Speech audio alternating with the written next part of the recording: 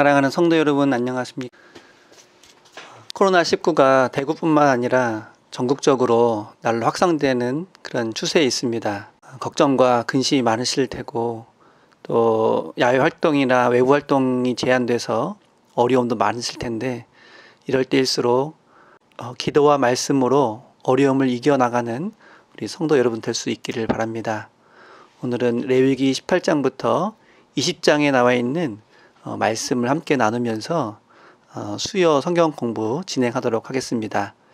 가정 예배로 드리시길 원하시는 분들은 성경책과 찬송가를 준비하시고 아래에 있는 그 예배 순서에 따라서 가정 예배로 진행해 주시기를 바랍니다.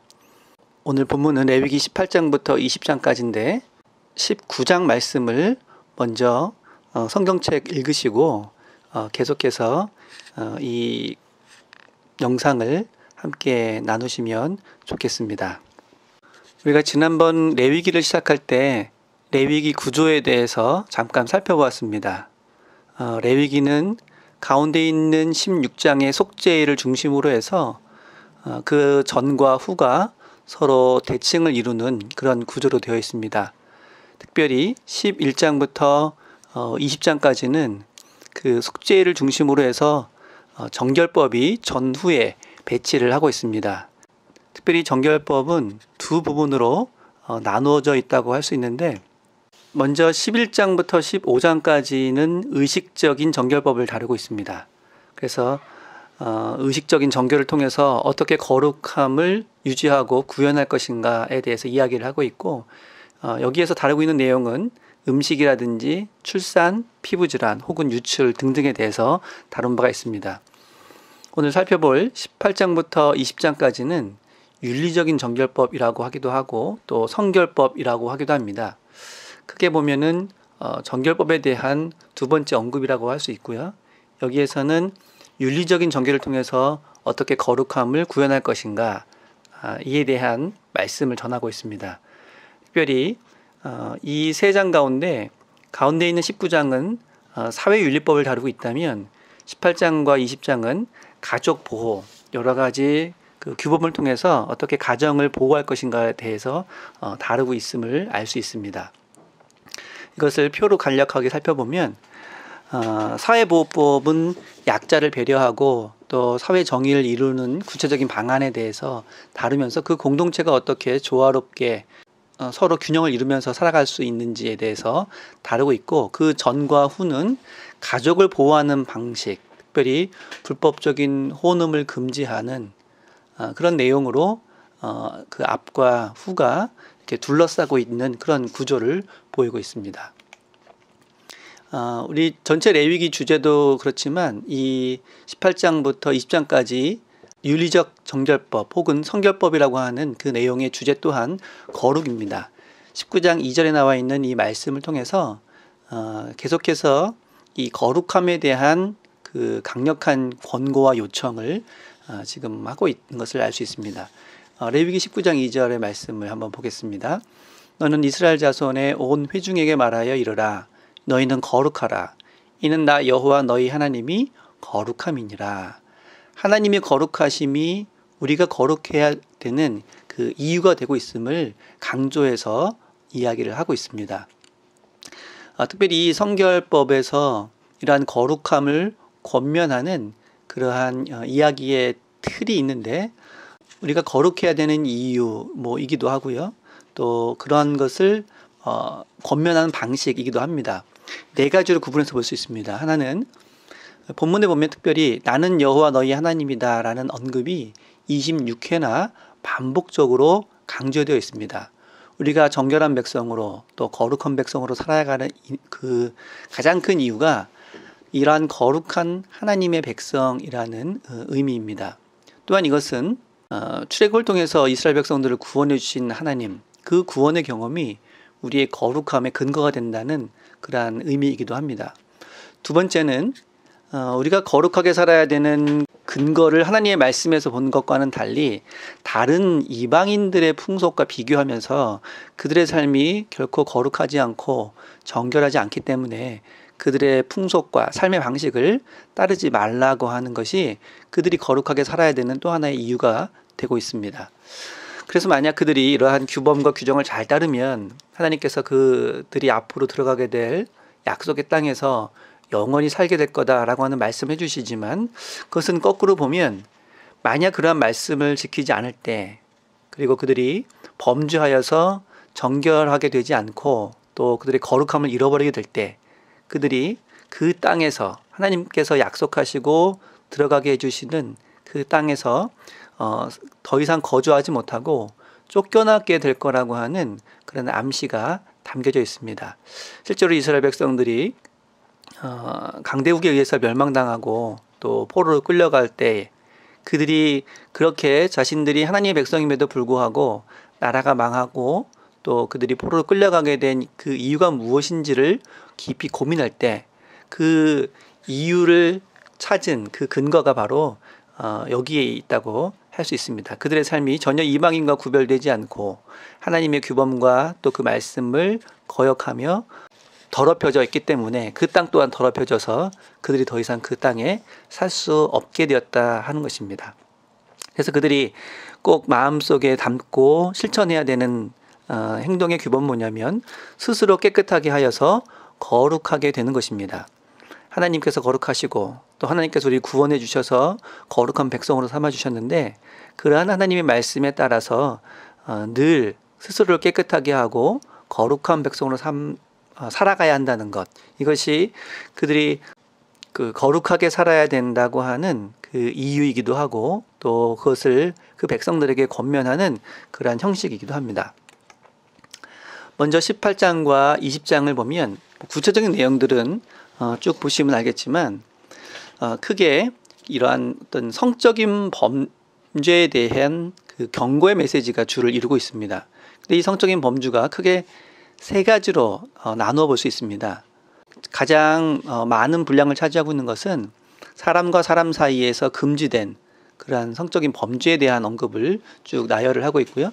또 두 번째로는 이방신, 다른 신과의 금지된 결합을 추구하는 그런 모습을 금하고 있습니다. 예를 들면 몰렉이라고 하는 이방신을 숭배한다든지, 또 마술이라든지 접신이라든지 여러 가지 초혼수를 하고자 하는 그런 모습을 경고를 하고 있습니다.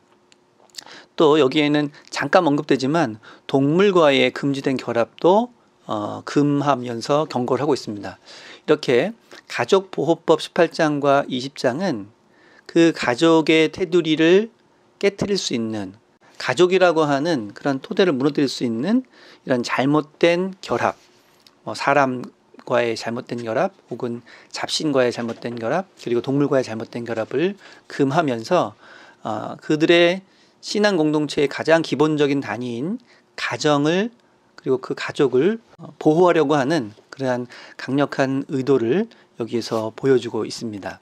특별히 그 가운데 몰렉 숭배를 잠깐 살펴보면, 이 성경에 보면 이 몰렉 숭배에 대한 이야기가 많이 등장을 합니다. 또 이에 대한 경고의 메시지도 많이 등장을 하고 있는데, 특별히 몰렉 숭배에서 보면은 그 자녀들을 불 가운데로 지나가게 한다든지, 또 자녀를 제물로 바친다든지 하는 그런 내용들이 종종 등장합니다. 이처럼 자녀를 우상에게 바치는 것은 하나님을 통해서 각 가정이 풍요롭게 되고 또 번성하게 되는 것을 거부하고, 하나님이 아닌 다른 이방신을 통해서 가정의 어떤 축복을 추구한다는 의미에서 굉장히 그들의 신앙에도 위배되고, 특별히 하나님의 그 백성으로서 하지 말아야 될 그런 일들을 이 몰렉 숭배를 통해서 그들이 자행해 왔던 것을 볼 수 있습니다. 특별히 예언서라든지 또 역사서를 보면 이러한 일들이 실제로 그들에게 얼마나 큰 영향력을 미치고 있었는지, 이로 인해서 그들의 신앙이 굉장히 혼란에 빠져 있었던 그런 때가 많이 있었는지를 보여주고 있습니다. 이 밖에도 또 여러 가지 무당적인 행위들, 이런 것에 대해서도 강하게 규탄을 하고 있습니다. 이것을 금하는 이유는 점이나 마술을 통해서 미래를 조종한다고 하는 것은 역사를 주관하시는 하나님에 대한 도전이기 때문입니다. 또한 이것이 가족보호법 안에 포함된다고 하는 것은 죽은 자가 살아있는 가족의 삶을 통제하는 그런 결과를 가져오기 때문에 그렇습니다.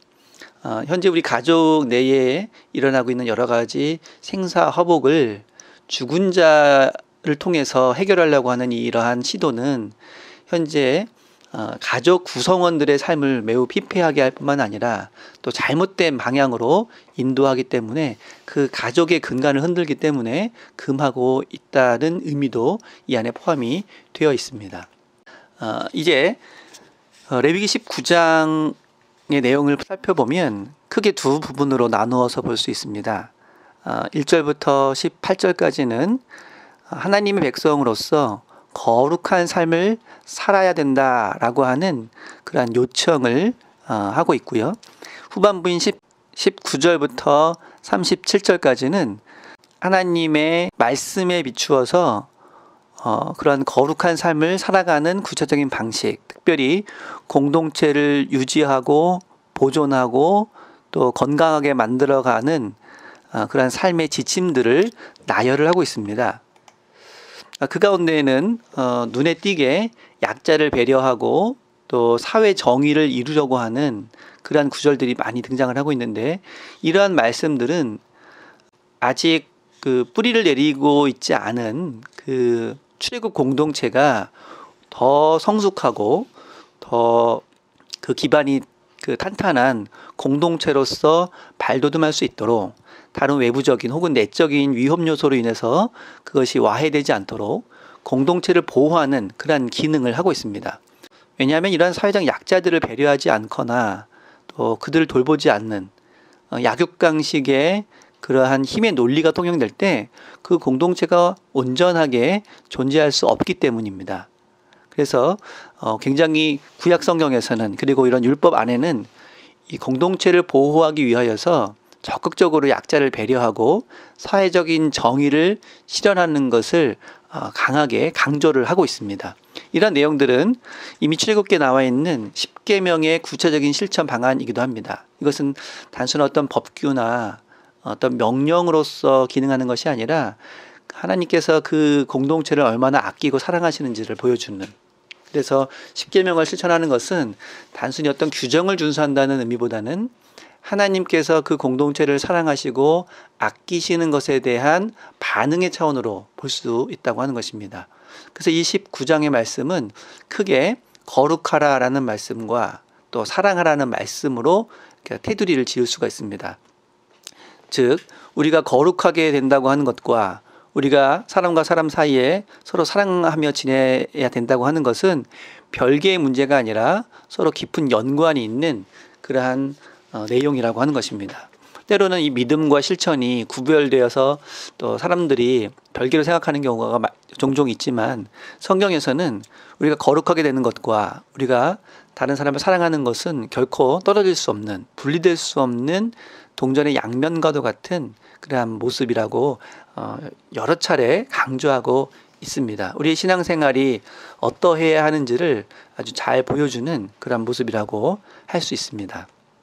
이러한 사회윤리법의 어떤 의미에 대해서는 크게 네 가지로 살펴볼 수 있습니다. 먼저 하나님 앞에서 거룩한 백성이 된다고 하는 것은 단순히 어떤 의식적인 혹은 제의적인 절차를 잘 준수하는 것을 통해서 완성되는 것이 아니라 사회적 차원, 곧 사회 정의를 이룬다든지 또 이웃을 사랑한다든지 특별히 약자를 보호하고 배려하는 것과 매우 깊은 관련이 있다고 하는 것입니다. 그리고 이러한 약자 보호는 출애굽한 경험, 하나님의 은혜에 의해서 구원받은 경험에 기반을 해서, 그렇기 때문에 우리가 특별히 약자를 보호해야 될 필요가 있다는 것입니다. 왜냐하면 그들 또한 이집트에서 영락없는 약자였었고, 하나님께서 그러한 약자인 이스라엘 백성들을 구원하셨기 때문에 그들 또한 그 사회에 존재하고 있는 약자들을 적극적으로 보호하는 것은 단순한 어떤 선행의 차원이 아니라 하나님의 구원하심을 덧입은 백성들의 의무와도 같다라는 그런 차원입니다. 곧 그들이 약자를 보호하는 것은 그들이 약자였을 때 그들을 구원하신 하나님의 긍휼과 사랑에 보답하는 길이다 라는 차원입니다. 그래서 율법 안에서 이러한 그 최소한의 제도적 장치를 마련하고 있지만, 그러나 그러한 율법의 조항들이 곧 그 사회에 있는 약자들을 보호하고 또 사랑하는 그런 실천으로 문자적으로 혹은 기계적으로 이어지지는 않는다는 것을 기억할 필요가 있습니다. 왜냐하면 아무리 이러한 제도적 장치가 있다 하더라도 그것을 실천하고 또 그것을 실행하는 사람들의 적극적인 의지가 반영되어 있지 않다면 그것은 단순히 규범으로서, 단순히 글자로서만 존재할 뿐이지, 그것을 실행하는 한 사람 한 사람이 어떤 마음가짐으로 어떻게 적극적으로 실현하는가에 따라서 이러한 약자보호법이, 그리고 이러한 사회의 윤리법이 더 그 빛을 발할 수도 있고, 아니면 그냥 유명무실한 법 조문에 불과한 그런 내용으로 남을 수도 있다라고 하는 것입니다. 그리스도인들이라면 이 사회의 빛과 소금의 역할을 감당해야 된다, 또 선한 영향력을 발휘해야 된다라고 말을 많이 하지만, 그 구체적인 방안, 어느 정도 어떻게 누구에게 그런 일들을 해야 될 것인가 라는 것은 모두가 그것을 실행하는 사람들에게 달려 있습니다. 이런 모든 규정들, 또 이런 말씀들은 사실은 그것을 실천하고 그것을 실행에 옮기는 사람들에 의해서, 성도들 한 사람 한 사람의 실천에 의해서 완성된다, 이렇게 말할 수 있을 것입니다. 로마서 13장 8절과 10절에서는 이렇게 말씀하고 있습니다. 남을 사랑하는 자는 율법을 다 이루었느니라. 사랑은 율법의 완성이니라.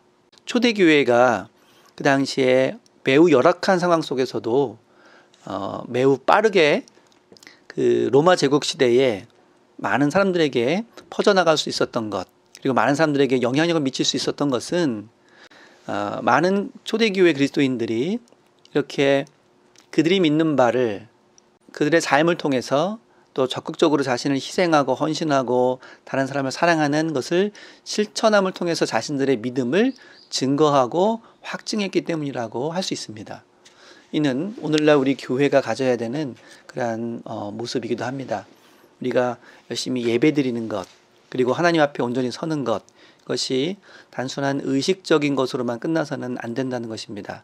우리가 교회에서 예배드리고 기도하고 또 말씀을 함께 나누는 것, 그만큼의 에너지를, 그리고 그만큼의 열정을 밖에 나가서 실천함을 통해서, 특별히 사랑의 수고를 아끼지 않는 그런 실천을 통해서 우리 믿음이 완성된다고 하는 것입니다. 믿음은 어떤 교리에 대한, 믿음의 어떤 내용, 규정에 대한 어떤 그 지적인 동의에서 그쳐서는 안 됩니다. 하나님께서 우리를 사랑하시는구나 라는 것을 동의하는 것이 믿음이 아니라, 그 사랑을 깨닫고 우리가 직접 다른 사람을 사랑하는 그 실천을 해 나가는 그런 모든 과정이 우리의 믿음의 온전함을 나타낼 수 있는 그런 길일 것입니다. 특별히 요즘처럼 교회에서 함께 모여 예배드리는 것이 굉장히 어려운 이러한 시기를 보내고 있는데, 많은 분들이 교회에서 예배드리지 못하는 것을 매우 안타까워하고 또 매우 아쉬워하고 또 한탄하기도 합니다. 물론 목회자로서 저도 여러분들 만나 뵙지도 못하고 또 이렇게 매일매일 많은 활동의 제약을 받고 있기 때문에 큰 어려움을 당하고 있긴 하지만, 그러나 이럴 때일수록 우리가 같은 성도들, 그리고 우리 이들의 안전과 안부를 서로 묻고 챙기고 위로하고 또 사랑을 함께 나누는 이런 모습을 통해서 우리의 믿음이 약해지는 것이 아니라 오히려 우리의 믿음이 더욱더 굳건해질 수 있는 그런 기회다, 그런 기회가 될 수 있다라고 생각을 합니다. 오늘 이 레위기의 말씀, 이 말씀들은 하나님의 사랑을 실천적으로 체험할 수 있는 그 길을 우리에게 보여주고 있습니다. 특별히 이웃 사랑과 또 약한 이들을 보호하고 배려하는 이런 모습들을 통해서 우리의 믿음이 완성된다고 하는 이러한 레위기 말씀처럼, 특별히 어려운 시기를 겪고 있는 이때에 우리 성도들과 또 이웃들에게 말 한마디, 그리고 따뜻한 온정의 손길을 펼침으로 해서 우리의 믿음이 결코 나약해지지 않고 더욱더 굳건해질 수 있도록 함께 기도하며 또 함께 사랑을 나누는 일에 힘쓰는 우리 모든 성도들이 되시기를 바랍니다. 기도하겠습니다.